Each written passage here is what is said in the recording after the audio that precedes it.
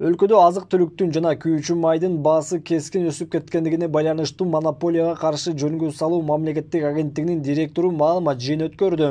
Азык-түлүктү жана күйүүчү майды сырттан ташып келип, баасын өз алдынча кымбаттатып саткан айрым жеке ишкерлерге айыппулдар салынып, бир канча эскертүүлөр берилген. Ошо биздин мамлекеттик орган тарабынан 360-тан ашуун монда эскертме предписаниялар берилген соодагер ишкерлерге. 36 субъектиге мондай штрафтар салынган. 30дан ашуун делалар каржы полициясыга монда сотко чейин териштирүү жүргүзүшүндө ошол өткөрүлүп берилген. Ошол иш-чаралардын жыйынтыгында өткөн жылы ошо 300 000 сомго жакын штрафтарда ошол бюджетке чегерилген. Негизи эми биз ошол биздин мамлекеттик орган айтып кетейин. Негизи өткөн жылы ошол бюджетке 151 миллион сом акча каражатын ошол түшүргөнгө биз камсыз эткенбиз. Вот бул эми бул башка бул проверкалар ошол мыйзамсыз болгон иш. Азык-түлүктүн жана күйүүчү майдын кескин өсүшүн доллардын курсу кымбаттап жаткандыгы, ошондой эле коңшу мамлекеттерде да азык-түлүктүн, күйүүчү майдын баасы өсүп жатышы менен байланыштырды аталган агенттиктин директору Шухрат Сабиров.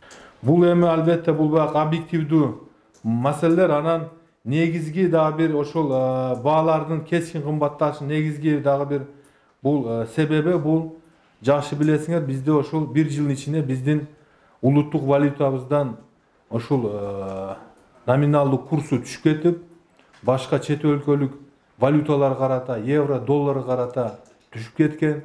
Доллардын ошол курсу мисалы ошол бир жыл мурун 70 сомго чейин курс болсо, азыркы учурда мана 84 сом, 85 сомго жакындап калды. Башкача айтканда, бир жылдын ичинде ошол биздин сомдун курсу 15 сомго, долларга карата 15 сомго ошол төмөндөдү.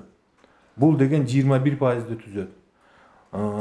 Бул эми ошол биздеги ошол баягы мен айтып кеткен импорттолуп келе турган көптөгөн товарлар, ошо биздин ишкерлер, компаниялар, жеке компаниялар сырттан алып келүүчү товарлар ошол контракт, келишимдер ошол долларда түзүлгөн себебинен ошол доллардын курсу кескин өскөндө ошол биздеги ошол бааларга онда түзмө-түз терс таасирин көрсөтүп атканын баарыбыз ошол байкап көрүп атабыз.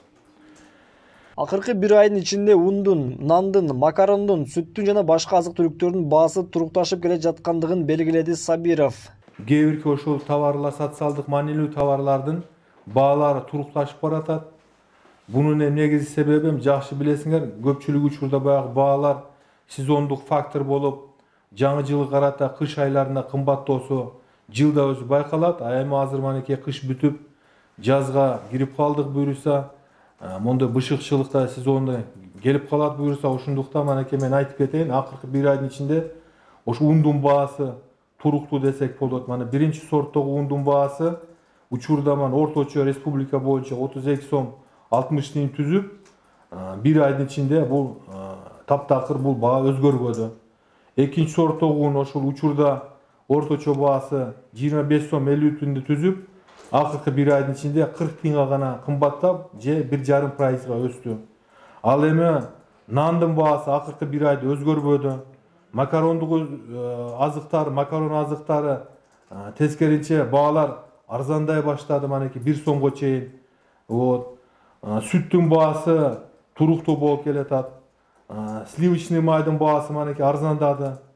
Анан эми айтып кетейин, манеки эттин баасы бир жылдын ичинде манеки 20%дан 40%га чейин өткөн жылга салыштырмалуу түрүнө карап кымбаттаган болсо, акыркы бир айда бул эттин баасы да туруктуу болуп келатат. Ал эми эттин баасы мен бул жерде өзгөчө белгилеп кетейин.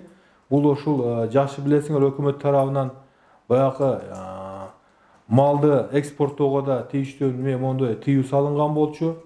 Анан эми ошол эттин баасы да эми кымбаттаган себептери, объективдүү себептери бар. Себеби бул өзүбүздөгү ошол тоют маселеси, ошол комбикорм, ошол малга берилүүчү жемдин да маселеси, баягы баалар ошол кымбаттаганынан ошол айыл жергесинде ошол мал багуу да өзүнчө кымбаттап, ошол мал базарларда анан ошо эттин баасы да кымбаттаганы байкалып көрүнүп турат.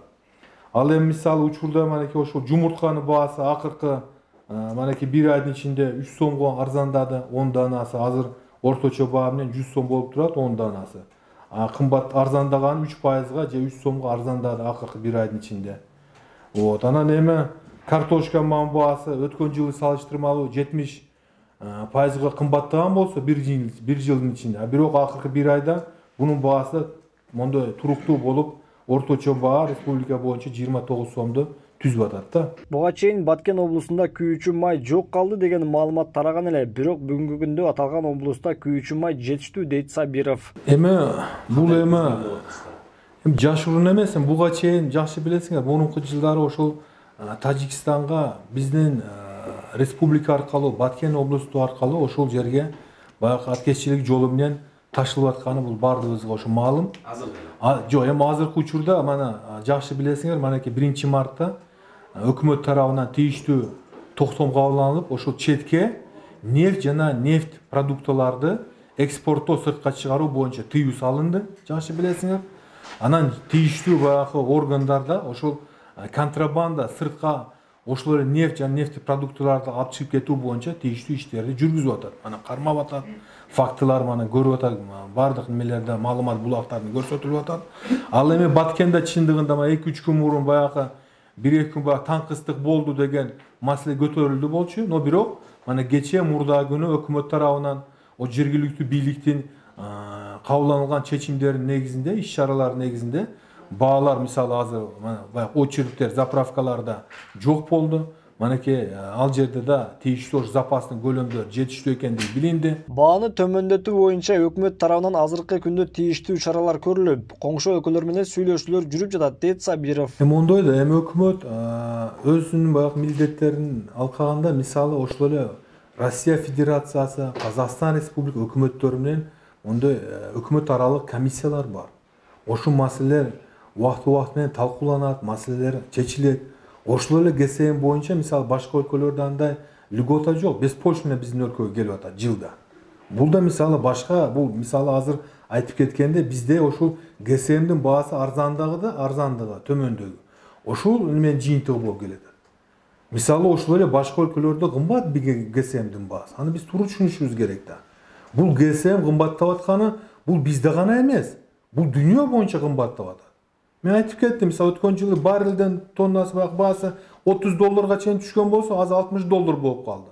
Прогноз $70 чейин чыгышы мүмкүн деп айтылат. Бул тенденция баалар кымбаттап аткан бизде гана эмес. Бардык өлкөлөрдө ошондой болуп атат. Ошол эле Россияда, чоң өлкөдө да мисалы ошол эле компанияларда, завод, фабрикаларда баалар кымбаттап атат.